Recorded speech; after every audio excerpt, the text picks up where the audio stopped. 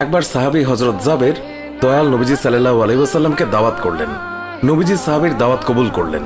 হযরত জাবের খুশিতে আত্মহারা হয়ে বাড়িতে চলে গেলেন। বাড়িতে গিয়ে স্ত্রীকে খোঁজ খবরটা দিলেন আর মেহমানদারির জন্য প্রস্তুতি নিতে লাগলেন। বড় ছেলে আব্দুল্লাহকে নিয়ে খাসি জবাই করে অন্য কাজে যখন হযরত জাবের ঘর থেকে বাইরে গেলেন, ইতিমধ্যেই হযরত জাবেরের ছোট ছেলে ঘুম থেকে উঠে খাসি তালাশ করতে লাগলো। বড় ভাই তাকে জানায় খাসিটিকে জবাই করা হয়েছে। ছোট ভাই বায়না ধরল, খাসি কিভাবে জবাই করে আমাকে তা দেখাও। অগত্যা বড় ভাই ছুরি হাতে করে ঘরের পেছনে গিয়ে বলল, এখানে জবাই করা হয়েছে। ছোট ভাই জানতে চাইল কিভাবে। বর্ণনা করে বোঝাতে না পেরে অবশেষে বড় ভাই বলল, তাহলে তুমি মাটিতে শুয়ে পড়ো, আমি তোমাকে দেখাই।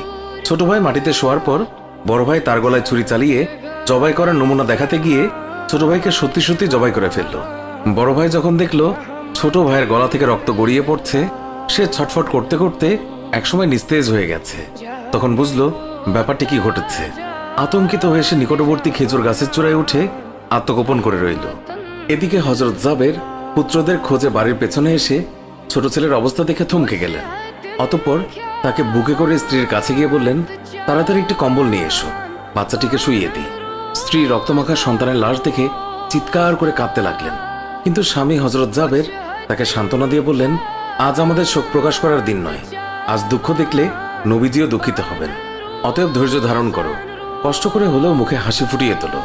তারপর তারা দুজনে মিলে ছোট ছেলেকে কম্বলে মুড়ে রান্নাঘরের পেছনে রেখে আসলেন। স্ত্রী রান্নার কাজে মন দিলেন। হযরত জাবের বের হলেন বড় পুত্র আব্দুল্লাহর খোঁজে। বাড়ির পেছনে গিয়ে ছেলের নাম ধরে জোরে ডাক দিলেন। গাছের উপর আত্মগোপন করে বড় ছেলে সব ঘটনা প্রত্যক্ষ করছিল আর ভয়ে কাঁপছিল। পিতার ডাক শুনে ভাবল, এখন পালাতে না পারলে আব্বার হাতে ধরা পড়তে হবে। ধরা পড়লে আর রক্ষা থাকবে না। পালানোর উদ্দেশ্যে গাছ থেকে লাফিয়ে পড়ে আঘাতপ্রাপ্ত হয়ে সেও মৃত্যুর কোলে ঢলে পড়ল। পিতা কাছে গিয়ে দেখেন আব্দুল্লাহর দেহে প্রাণের স্পন্দন নেই।